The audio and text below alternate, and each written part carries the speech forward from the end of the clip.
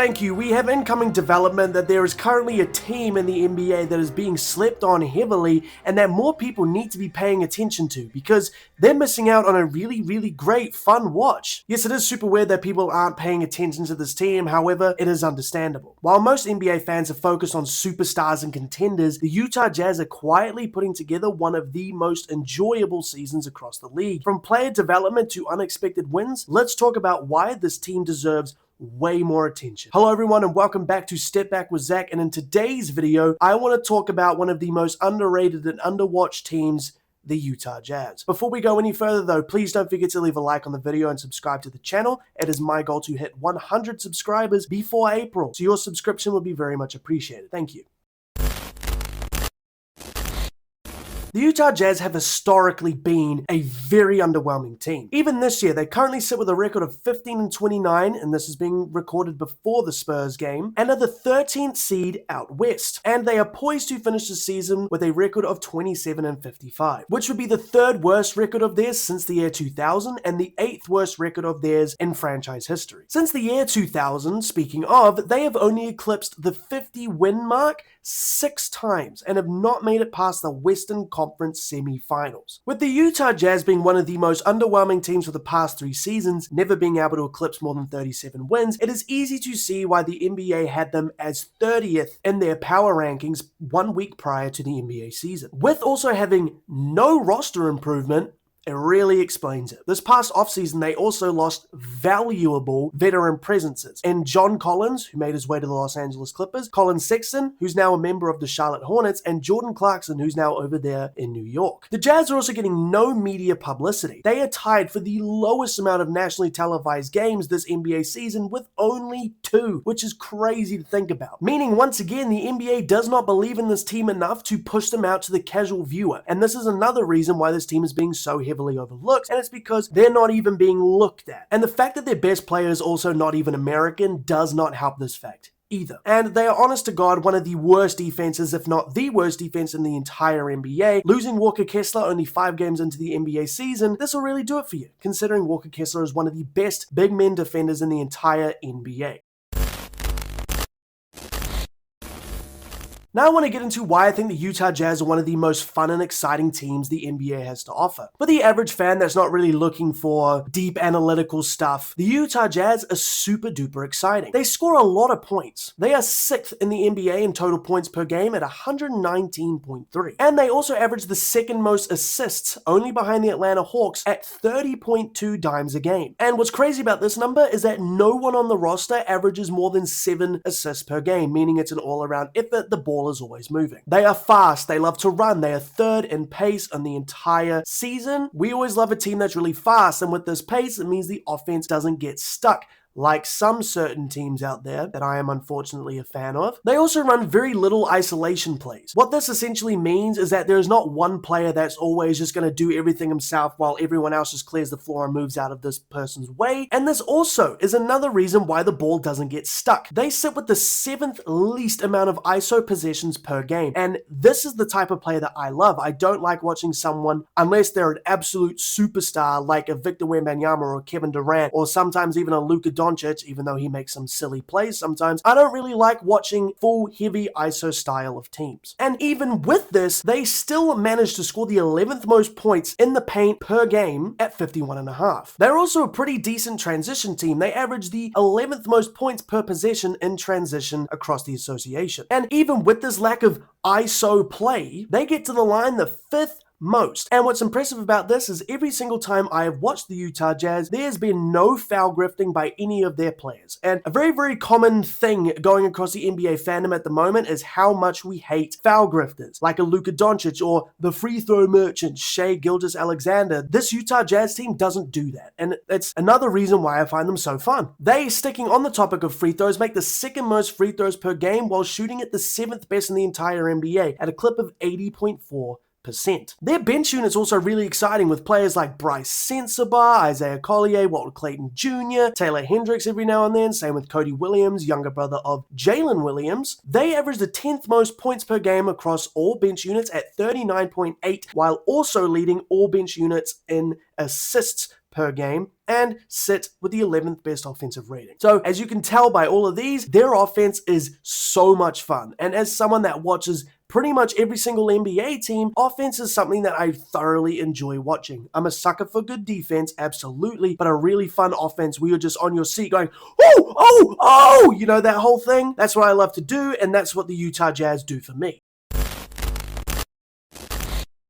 Now I want to go into some fun players that I have thoroughly enjoyed watching this season over there in Utah. We of course have to start with the head of the snake, Lauri Markkanen. Lauri Markkanen is having a career year in terms of scoring. He's averaging 27.9 points per game. The dude is a 7'1" combo forward who can handle the ball well when he needs to, and he can shoot really well. He's shooting 36.5% on threes and 48.2% on corner threes, with an overall field goal percentage of 48.3% and a true shooting percentage of 3% higher than league average, 61.5%. He has already also had multiple high-scoring games this year. He dropped a career-high 51 points against the Suns, albeit it was a double overtime game. However, it was still an exciting game to watch. He also had 40 against the Hawks, and then the very next night, he had 47 against the Bulls. So Lauri Markkanen is one of those players that's able to do a little bit of everything on offense. He's not particularly amazing at any one thing. However, he is really, really good at multiple things. Like I said, he can handle the ball really well, except a lot of the time, he doesn't need to.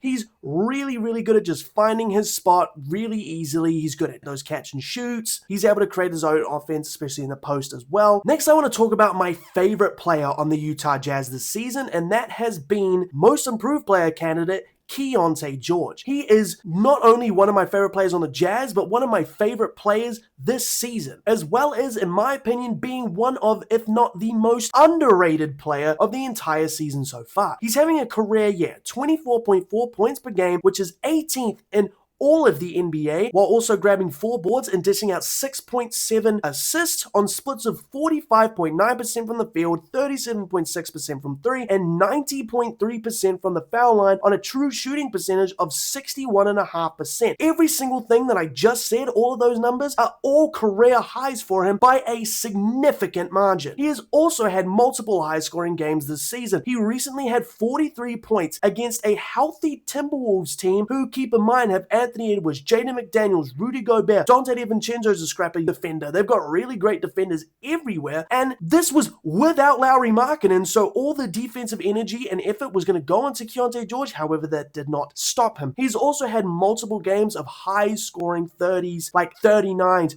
37s. He's also had multiple high-scoring 20-point games. He's having a career-high year in offensive rating at 115.5. And under head coach Will Hardy, who I think has done a really good job himself, he has a career-high 27.3 usage percentage, which is higher than Lauri Markkanen's. Yes, Keyonte George is the starting point guard of this team. However, he's not the best player on this team. He's very, very speedy, super athletic, and is an incredibly underrated defender. He's not the best defender, but he's definitely not the worst. And this dude is one of the hardest workers you will ever see. We've had multiple videos surface from this past offseason of Keyonte George's grind during the offseason, where he's doing 3-a-days, he's lifting all the time, he's eating well, he's stretching, he's doing all these things that are improving his game, and all of his focus is just going on to making himself better. It really goes to show you the amount of work that NBA players actually need to do to get to these kinds of levels. Keyonte George, you are incredible. I love watching you, bro. I also want to mention Bryce Sensabaugh, who started the season pretty slow and has overall been pretty inconsistent. However, his last 3 games that he's been a part of have been so good. He dropped a career high 43 points off the bench against the Chicago Bulls, and then followed it up with a 27-point performance and a 25-point performance, both in losses, against the Dallas Mavericks. And that 43 points against the Bulls was some kind of record. I don't really know what it is, but hopefully I've been able to find it and I'll pop it up on the screen here. He's just been really really solid. And this team is full of young players, with players like Ace Bailey, who was their most recent number 5 overall pick. He's exciting. He started the year slow, but he's shown glimpses every now and then. Coming into the draft, we knew that he was one of the best scorers out of Rutgers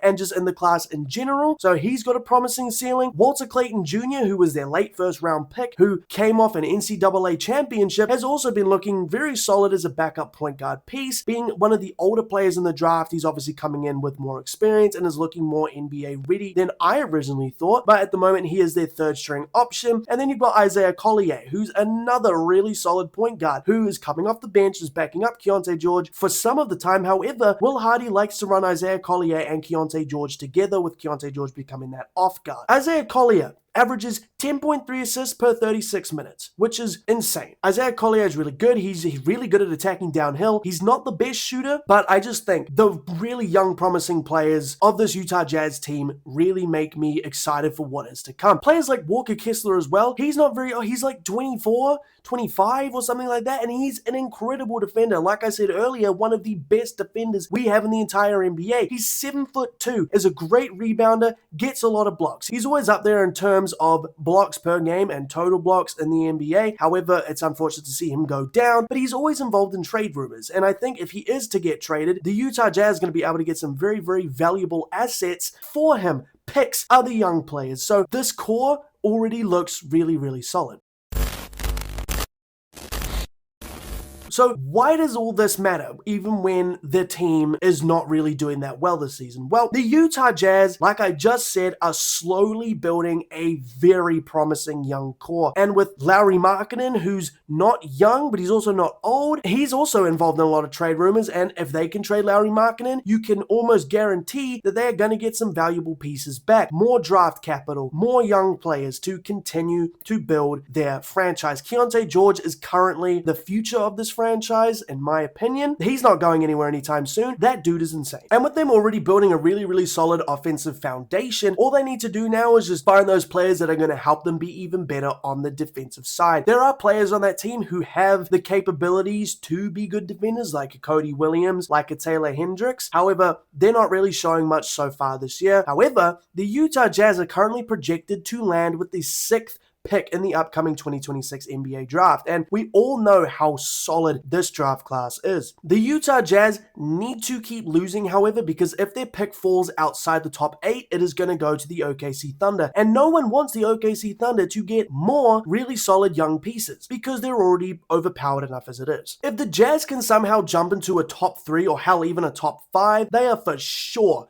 going to be so much better next year. If they can land a Darren Peterson to go alongside Keontae George, who's a really solid defender himself, or a AJ DeBarnster, who's a really solid two-way wing, or a Cam Boozer, who's also a really solid defender, Caleb Wilson showing promise, or, outside of that, Nate Ament has slowed and has regressed as of late, but he's still got promise. There's a lot of solid defensive options that the Utah Jazz can go for in this upcoming draft. In a few years' time, I can almost guarantee that the Utah Jazz are going to be back to playoff competitors while keeping this offense really solid. All in all, man, we've got to show the Utah Jazz more love. The Utah Jazz are so exciting. They are very fun to watch. Every single time they are on, I'm going to be tuning in, realistically. Maybe not for all of the game, but for a lot of it, especially if Keontae George and Lauri Markkanen are playing. If they're both playing, I will be tuning in, or if they're versing one of my favorite teams in general, I will be tuning in. However, they do need to fill out the roster a little bit more with those defenders like I just said, but I predict that the Utah Jazz are gonna be a playoff contending team in a few years' time. However, that is all from me in this one. Please don't forget to leave a like on the video and subscribe to the channel like I said in the intro. Let me know what you guys think about the Utah Jazz down in the comment section below, and as always, I'll see you in the next one.